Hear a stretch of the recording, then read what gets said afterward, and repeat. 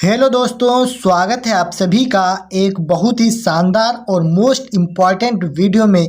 तो दोस्तों, अगर आप लोग बोर्ड एग्ज़ाम 2024 देने वाले हैं तो ये वीडियो आपके लिए बहुत ही ज़्यादा शानदार होने वाली है। अगर आप लोग ये वीडियो देख लेते हैं तो समझिए 10 नंबर तो आप इसी वीडियो में पक्के कर ही लेंगे, क्योंकि ऐसे 3 मोस्ट इम्पॉर्टेंट डेरिवेशंस को हम इस वीडियो में देखने वाले हैं जो बार बार पूछे जाते हैं और बोर्ड एग्जाम 2024 में 100% आने की गारंटी हम लेते हैं। इनमें से आपको 2 डेरिवेशन गारंटी है, 100% इसमें मिलेंगे नहीं। ठीक है, तो वीडियो को लास्ट तक देखिएगा, A to Z सारा कुछ समझ में आएगा। बस आप लोगों को वीडियो को लाइक करना है, चैनल पर नया हो तो सब्सक्राइब करना है और अधिक से अधिक दोस्तों को शेयर कर देना है। ठीक है, वीडियो को लास्ट तक जब तक आप नहीं देखेंगे तो आपको कुछ भी समझ में नहीं आएगा। तो अगर आप लोग चाहते हैं कि आपको पूरा समझ में आए तो लास्ट तक जरूर देखिएगा। ठीक है, 3 सबसे ज़्यादा इम्पॉर्टेंट डेरिवेशंस को हम लोग देखेंगे। तो चलिए स्टार्ट करते हैं, 1 बाय 1 सारे डेरिवेशंस को देखेंगे। तो चलिए अब यहाँ से हम समझते हैं अपने बहुत ही बेहद इम्पॉर्टेंट टॉपिक LCR परिपथ को। ठीक है, तो ये एक प्रकार का LCR परिपथ है और ये इसका ग्राफ है। तो ध्यान से समझिए इसमें क्या बताया गया है। ये एक प्रकार का प्रत्यावर्ती धारा स्रोत है जिसका नाम E बराबर E0 sin ओमेगा t है। ये प्रत्यावर्ती धारा स्रोत है। इससे क्या है, एक श्रेणी क्रम में ये है एक कुंडली, ये C है संधारित्र और R है प्रतिरोध। यानी कि एक प्रत्यावर्ती धारा स्रोत से श्रेणी क्रम में एक कुंडली, संधारित्र तथा प्रतिरोध जुड़े हुए हैं, यानी श्रेणी क्रम में जुड़े हुए हैं। ठीक है, इस प्रकार से एक प्रत्यावर्ती धारा स्रोत है। इसका ये ग्राफ है, यानी VL ऊपर है, VC नीचे रहेगा। इसको ध्यान से समझ लीजिए। इसी प्रकार का आपको चित्र बनाना है। यहाँ पर इसका परिणामी जो होता है VL माइनस VC होता है। यहाँ पर फाई है, यहाँ पर 90 डिग्री है और इस तरफ VR है। बस इसको ध्यान से समझ लीजिए, ज़्यादा कुछ है नहीं। एक बार 2 बार बनाएंगे तो आसानी से बन जाएगा। ठीक है, तो इसका परिणामी विभवांतर क्या होता है। इसमें देखिए जो L है, इसका जो क्या होता है, L के सिरों पर विभवांतर VL है और C के सिरों पर विभवांतर VC है। ठीक है, तो इस प्रकार से ये VL के सिरों पर विभवांतर 90 डिग्री अग्रगामी और VC के सिरों पर 90 डिग्री पश्चगामी होता है, इसीलिए यहाँ पर VL माइनस VC रखा गया है। तो अब यहाँ से ध्यान से समझिए, हम यहाँ पर लिखेंगे कि VL और VC, यहीं से हमको लिखना है VL और VC का परिणामी विभवांतर क्या होता है, परिणामी विभवांतर VL माइनस VC होगा। ठीक है, यहाँ से हमको अपना स्टार्ट करना है। VL और VC के आप परिणामी विभवांतर VL माइनस VC होगा। ठीक है, इतना आपको लिखना है। ठीक, तो परिणामी विभवांतर का मतलब होता है V बराबर क्या हम लिखेंगे, VL माइनस VC। ये हो गया एक परिणामी विभवांतर। ठीक है, उसके आगे हम क्या उसके बाद में हम VL माइनस VC लिखेंगे, इसके प्लस आगे हम लिखेंगे VR, क्योंकि हमको यहाँ पर 3 दिए हैं, इसका और इसका तो हो गया VL माइनस VC और R बचा तो VR लिख लिया हमने। ठीक है, तो अब यहाँ से क्या करेंगे, इस पर हम स्क्वायर चढ़ा देंगे। ठीक है, क्योंकि इसका हमको वर्ग निकालना है। तो V बराबर यहाँ पे अंडर रूट लगाएंगे और VL माइनस VC का स्क्वायर करेंगे और प्लस VR का स्क्वायर करेंगे, क्योंकि अगर स्क्वायर काट देंगे तो ये अंडर रूट भी कट जाएगा। तो इस प्रकार से हमको पहले लिखना होता है। ठीक है, अब उसके बाद में ध्यान से समझिए, यहाँ से अपना कार्यक्रम स्टार्ट होता है। तो यहाँ से हम करेंगे V बराबर, अब अंडर रूट लगाएंगे पहले बड़ा सा। ठीक है, फिर VL की जगह पे हम लिखेंगे IXL। ठीक, और VC की जगह पे लिखेंगे IXC। ठीक है, इसका स्क्वायर है तो स्क्वायर लगा दिया, प्लस VR का स्क्वायर है तो यहाँ पे V की जगह पे लिखेंगे I और R की जगह पे लिखेंगे R, इन दोनों का भी स्क्वायर। ठीक है, अब यहाँ से आगे ध्यान से समझिए क्या होने वाला है। अब यहाँ से V बराबर हो जाएगा अंडर रूट भी लगाएंगे और इसमें I दोनों में I है तो I कामन ले लेते हैं। स्क्वायर लगा है तो स्क्वायर के साथ कामन लेंगे। ठीक है, I स्क्वायर कामन हमने ले लिया। तो अब अंदर ब्रैकेट में क्या बचा, XL माइनस एक्स सी इस ब्रैकेट में बचा और इसका स्क्वायर, ठीक, और यहाँ पे बचा आर का स्क्वायर, ठीक है। आई तो हमने तीनों में से बाहर निकाल लिया। अब यहाँ से समझिए आई स्क्वायर है, ये आई काट दें तो स्क्वायर से बाहर आ जाएगी। तो देखिए v बराबर आई को हमने अंडर रूट से बाहर निकाल लिया, क्योंकि इसका स्क्वायर काटेंगे तो अंडर रूट से बाहर आ जाएगी। तो अंदर क्या बचेगा, एक्स एल माइनस एक्स सी का स्क्वायर प्लस आर स्क्वायर, ये आपका अंदर बच जाएगा, ठीक है। उसके बाद में अब हम यहाँ से देखिए v के बटे में हम आई लेकर आएंगे, क्योंकि इस तरफ गुणे में है तो इधर लाएंगे तो यहाँ पे बटे में आई हो जाएगी, ठीक है। इसके बराबर में यही आपका बच जाएगा पूरा अंडर रूट में, क्या बचेगा, एक्स एल माइनस एक्स सी का स्क्वायर प्लस आर का स्क्वायर, ये आपका अंडर रूट में ही बचेगा। तो अब यहाँ से v अपान आई जो होता है इसका नाम हम z रखते हैं, z होती है प्रतिबाधा, ठीक है। तो z बराबर यहाँ से हो जाएगा अंदर, तो वही बचेगा एक्स एल माइनस एक्स सी का स्क्वायर प्लस आर का स्क्वायर, ठीक है। तो z यहाँ पर है प्रतिबाधा, अगर आपको नहीं पता है तो z बराबर प्रतिबाधा आप लोग लिख लीजिए, z है प्रतिबाधा, इसको v अपान आई के बराबर में लिखा जाता है, ठीक। तो z यहाँ से प्रतिबाधा निकल आई। और z का एक और सूत्र हम यहाँ से लिख सकते हैं, z बराबर हो जाएगा अंडर रूट लगाएंगे, इसकी जगह पे हम लिख सकते हैं एक्स एल को हम क्या लिख सकते हैं, ओमेगा एल लिख सकते हैं, ठीक है। ओमेगा एल लिखें माइनस ओमेगा सी लिख सकते हैं, इसका स्क्वायर प्लस आर का स्क्वायर, ये एक आपका सूत्र बन के निकल आएगा। और एक और सूत्र इसमें लिख सकते हैं, जेड बराबर क्या हो जाएगा, जेड बराबर हम लिखेंगे अंडर रूट लगाएंगे, ओमेगा एल की जगह पे लिखेंगे 2 पाई एफ एल, ठीक है, ये लिखेंगे। और ओमेगा सी की जगह पे 1/2 पाई एफ सी लिखेंगे, इसका स्क्वायर कर देंगे प्लस आर स्क्वायर, ठीक है। तो ये तीनों हम सूत्र लिख सकते हैं, ये लिख सकते हैं, ये लिख सकते हैं, ये लिख सकते हैं। ये तीनों सूत्र प्रतिबाधा के हैं, बहुत ही ज़्यादा इम्पॉर्टेंट है, यहाँ पर आपको ध्यान से समझने की ज़रूरत है, ठीक है। एक्स एल की जगह पे हम ओमेगा एल लिखते हैं, एक्स सी की जगह पे ओमेगा सी लिख सकते हैं, और ओमेगा एल की जगह पे 2 पाई एफ एल लिख सकते हैं, और ओमेगा सी की जगह पे 1/2 पाई एफ सी लिख सकते हैं, ठीक है। यहाँ तक आपको समझ में आ गया होगा। अब यहाँ से थोड़ा इस तरफ हम लाइन एक खींच देते हैं और यहाँ से और थोड़ा सा आपको समझाते हैं, ठीक। तो यहाँ पर अब क्या करेंगे, जो हमको निकालना था कलांतर, ठीक है, तो हमने प्रतिबाधा तो निकाल लिया, अब हमको एक इसमें और निकालना होता है कलांतर, ठीक है। इसके लिए आपको क्या ज़रूरत होती है, tan फाई की, tan फाई बराबर होता है, tan फाई बराबर V L minus V C upon V R होता है, ये आपका कलांतर का सूत्र होता है, ठीक है।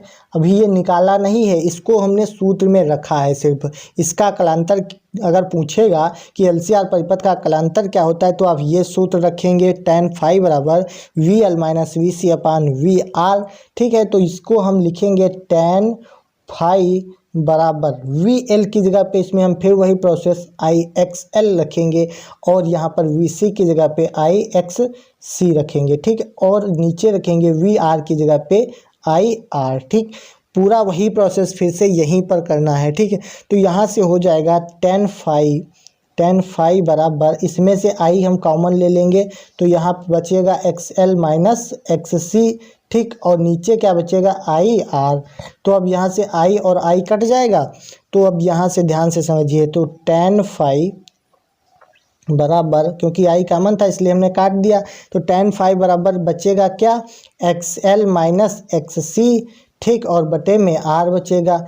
तो पूरा सूत्र हमको क्या निकल कर आ जाएगा, यही आ जाएगा कि फाई बराबर tan इनवर्स यानी tan इधर आएगा बराबर के तो इन्वर्स में जाएगा, और यहाँ से हो जाएगा एक्स एल माइनस एक्स सी अपान में आर, तो ये हमारा कलांतर निकल कर आ जाएगा।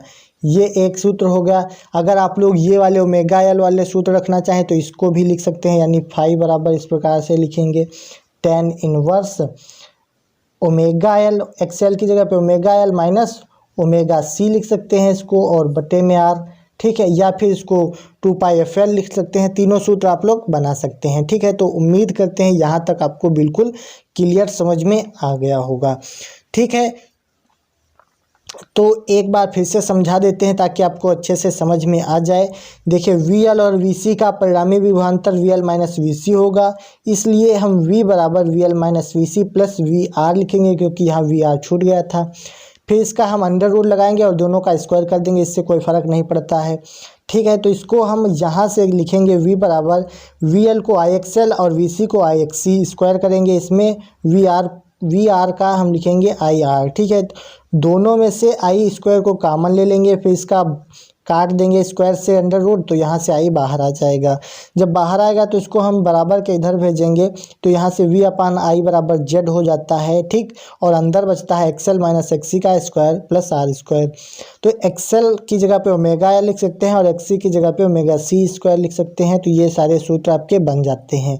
और फिर हम कलांतर निकालते हैं, फिर वही सूत्र रखते हैं, इसमें IXL करते हैं माइनस IXC, आई कॉमन लेकर काट देते हैं, और फिर यहाँ से tan को इधर बराबर के इधर भेजते हैं तो tan इन्वर्स हो जाता है।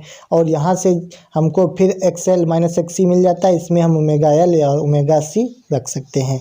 तो ये भी सूत्र है, ये भी सूत्र है, और यहाँ पर फाई बराबर 2πfl वाला भी सूत्र बना सकते हैं। तो उम्मीद करते हैं यहाँ तक आपको बिल्कुल क्लियर समझ में आ गया होगा। तो यहाँ से अब समझते हैं, क्वेश्चन पूछा जाएगा कि गॉस की प्रमेय को सिद्ध कीजिए और इसकी परिभाषा दीजिए। ठीक है, तो इस प्रकार से हम इसका चित्र बनाएंगे। चित्र को समझते हैं। देखिए, ये एक गॉसियन पृष्ठ है जिसके अल्पांश का क्षेत्रफल, ये जो छोटा अंश आपको दिख रहा है ये है अल्पांश, इसको बोलते हैं अल्पांश, यानी ये पूरा अंश है, इसमें से अल्प मतलब आधा या छोटा, ये छोटा अंश हो गया। ठीक है, तो छोटे अंश का क्षेत्रफल कितना है, DA है, ये वाला DA है। और यहाँ पर वैद्युत क्षेत्र की तीव्रता E है, जो दोनों आपस में थीटा कोण पर रखे हुए हैं, यानी कि वैद्युत क्षेत्र की तीव्रता और अल्पांश के क्षेत्रफल में थीटा डिग्री का कोण बन रहा है। ठीक, और यहाँ से देखिए, इस अल्पांश के क्षेत्रफल से ये डॉट डॉट दिख रही है, ये R मीटर की दूरी है। यहाँ से इस बिंदु P से R मीटर की दूरी पर एक बिंदु O है जहाँ पर प्लस Q आवेश रखा हुआ है, तथा यहाँ पर अल्पांश से बिंदु O पर बनाया गया घन कोण, ये जो इस प्रकार से आपको गोला दिख रहा है ये है घन कोण। घन कोण होता है d ओमेगा। ठीक है, तो इसमें हम ये लिखेंगे कि माना एक गॉसियन पृष्ठ है जिसके अल्पांश का क्षेत्रफल DA है तथा वैद्युत क्षेत्र की तीव्रता E है, जो अल्पांश के क्षेत्रफल से थीटा कोण पर रखी हुई है। ठीक है, जहाँ पर एक बिंदु P है जिससे R मीटर की दूरी पर एक प्लस Q आवेश रखा हुआ है तथा बनाया गया घन कोण d ओमेगा है। बस इतना सा सिंपल चित्र है, इसको आपको लिख लेना है।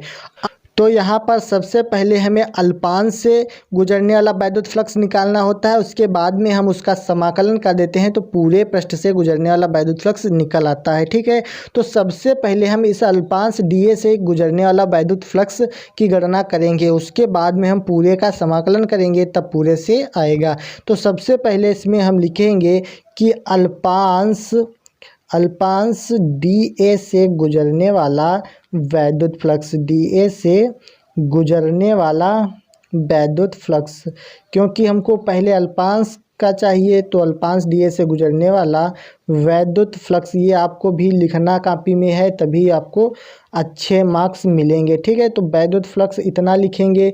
उसके बाद में सबसे पहले हम अल्पांश यानी यहाँ पे बिंदु P है इसका हम क्षेत्रफल निकालेंगे। तो अल्पांश का क्षेत्रफल क्या होता है, सबसे पहले हम यहाँ से लेंगे फाई E। ठीक, ये क्या हो गया, वैद्युत फ्लक्स। तो अब हमको किसका निकालना है, अल्पांश का। तो अल्पांश में लिया जाता है D, तो इसमें ले लिया d फाई E, बराबर लगाएंगे और यहाँ से क्या हो जाएगा E डॉट DA। E क्या है, यहाँ पर वैद्युत क्षेत्र की तीव्रता है और DA क्या है, ये अल्पांश का क्षेत्रफल है। तो सबसे पहले हमको यही तो निकालना है। ठीक, तो ये हमने लिख लिया। तो अब देखिए क्या हो जाएगा, तो d फाई E बराबर E dot DA cos theta.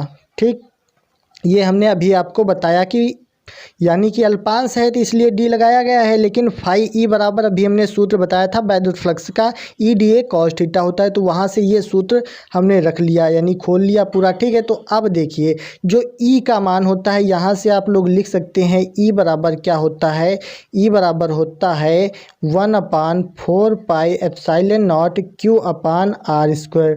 ठीक, तो ये होता है E का मान। और यहाँ से डी ओमेगा का मान भी यहाँ से लिख लीजिए, क्या होता है D A cos theta upon R square, ये होता है डी ओमेगा का सूत्र। तो ये दोनों सूत्र आपको याद रखना है, ये अभी प्रयोग किए जाएंगे। तो देखिए यहाँ से डी फाई ई बराबर क्या हो जाएगा, ई की जगह पे हमको ये मान रखना है, तो ये मान हम रख लेते हैं 1/4 पाई एप्सिलॉन नॉट और क्यू अपान आर स्क्वायर। ठीक, ये हमने रख लिया और ये इसको ऐसे ही रख लेंगे डी ए कॉस थीटा। ठीक है, ये अलग है इतना। तो डी ए कॉस थीटा जब हमने रख लिया, अब देखिए यहाँ से क्या बन जाएगा, तो हो जाएगा डी फाई ई बराबर, इसको देखिए ये गुणे में है तो हम एक की क्यू से गुणा करेंगे तो क्यू ही रहेगा, तो क्यू रख लिया, और 4 पाई एप्सिलॉन नॉट तो है ही 4 पाई एप्सिलॉन नॉट। अब इसको हम यहाँ पर भी क्या है, इसके बटे में एक है तो आर स्क्वायर को एक से गुणा करेंगे तब आर स्क्वायर ही तो रहेगा। तो यहाँ से हो जाएगा D A cos theta upon R square, इसको दूसरे ब्रैकेट में हमने कर लिया, क्योंकि अभी हमने ये सूत्र निकाला D A cos theta upon R square, ये होता है डी ओमेगा यानी कि घन कोण।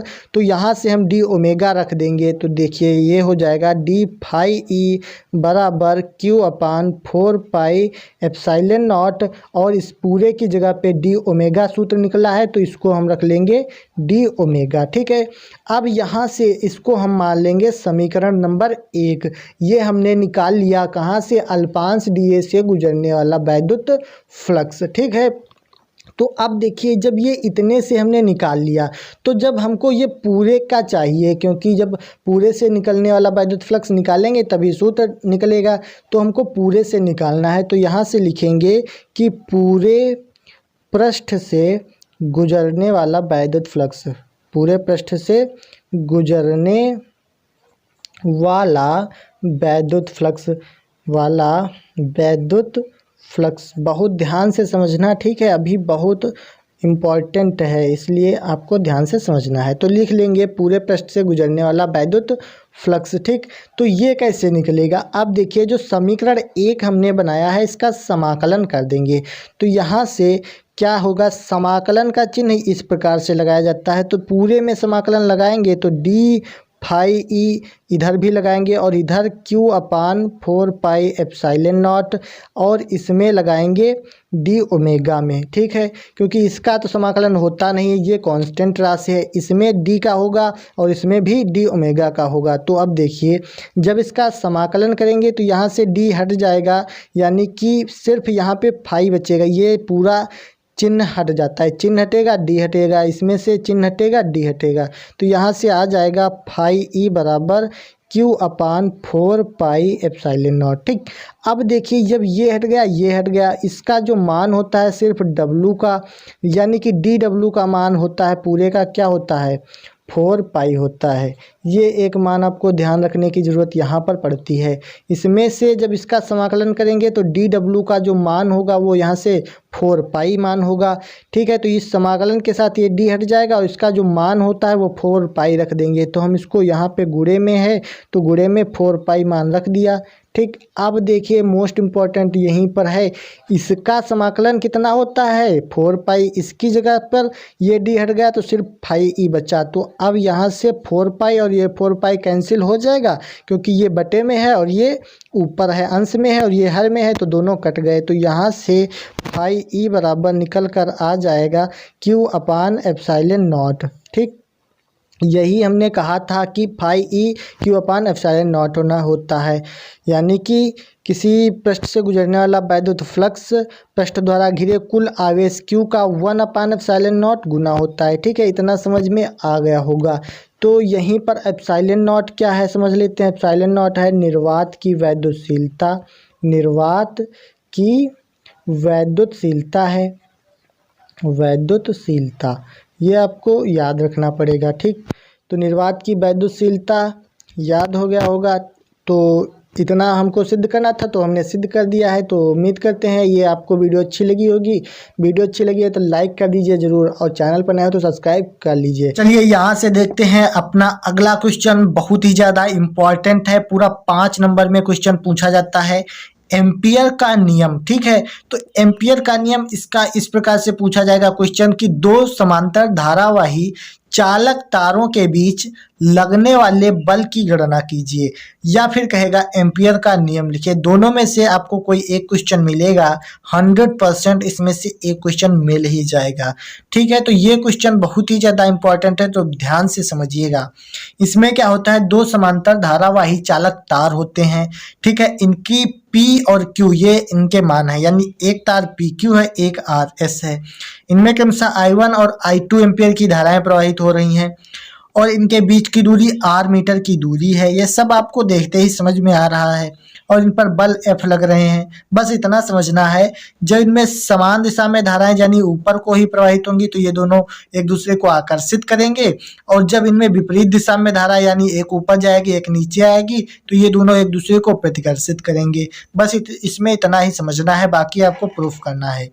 यहाँ से अब इसमें हम लिखेंगे कि तार PQ में धारा I1 के कारण R दूरी पर उत्पन्न चुंबकीय क्षेत्र, क्योंकि ये R दूरी है तो इसलिए हम तार PQ, ये पहले तार में धारा I1 के कारण, क्योंकि इसमें I1 धारा प्रवाहित हो रही है, R दूरी पर उत्पन्न चुंबकीय क्षेत्र लिखेंगे तो B1 बराबर μ0/2 पाई I1 अपान R, इसको मान लेंगे समीकरण 1।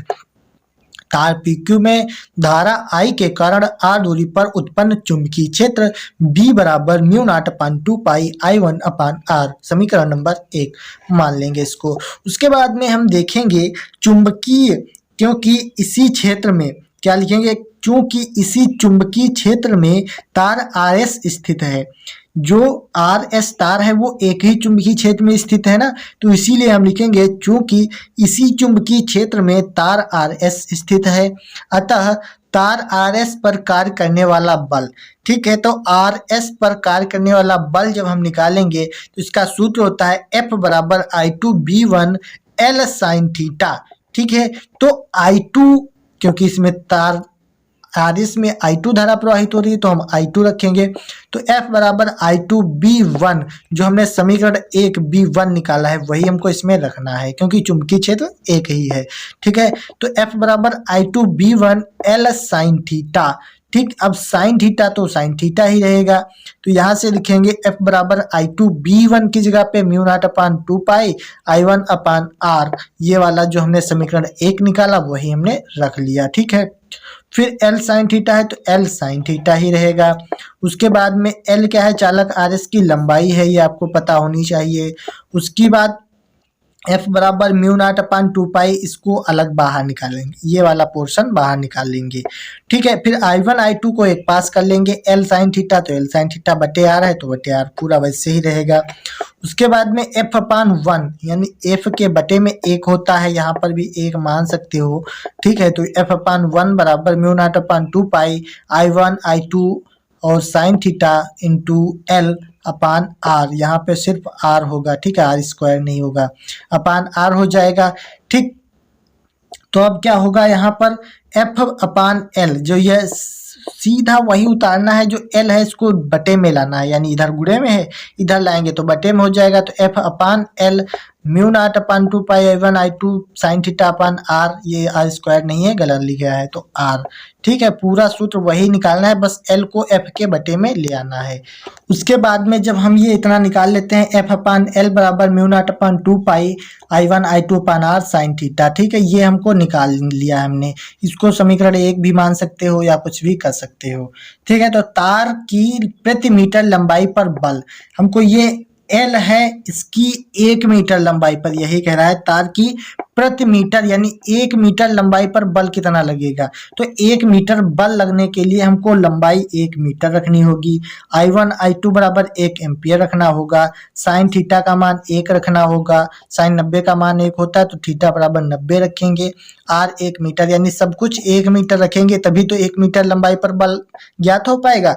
तो हमने यहाँ से रख लिया, यानी F अपान 1, L की जगह पे 1 मीटर लंबाई रखेंगे, μ0/2 पाई I1 I2 की जगह पे 1 एम्पियर रखेंगे, साइन 90 रखेंगे, बटे में R की जगह पे 1 रखेंगे, यानी प्रति मीटर लंबाई पर हम निकाल रहे हैं।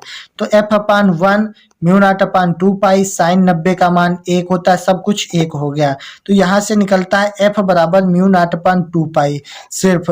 तो μ0/2 पाई का जो मान होता है इसका वो होता है F बराबर 2 × 10⁻⁷ न्यूटन। न्यूटन। ठीक है, यही बल आरोपित करती है जब वह धारा दो समांतर धारावाही चालक तारों में प्रवाहित होती है। तो ये निकल कर आता है एम्पियर का नियम F बराबर 2 × 10⁻⁷ न्यूटन का बल लगता है। ठीक, ये प्रति मीटर लंबाई पर है और ये होता है μ0/4 पाई का मान 10⁻⁷। ठीक है, और यहाँ पर μ0/2 पाई है, इसलिए 2 × 10⁻⁷ हो गया। तो उम्मीद करते हैं ये वीडियो आपको अच्छी लगी होगी। वीडियो अच्छी लगी है तो लाइक करें, चैनल पर पहली बार विजिट करें तो सब्सक्राइब करें। चलिए मिलते हैं हम एक और नई वीडियो में, तब तक के लिए जय हिंद, वंदे मातरम।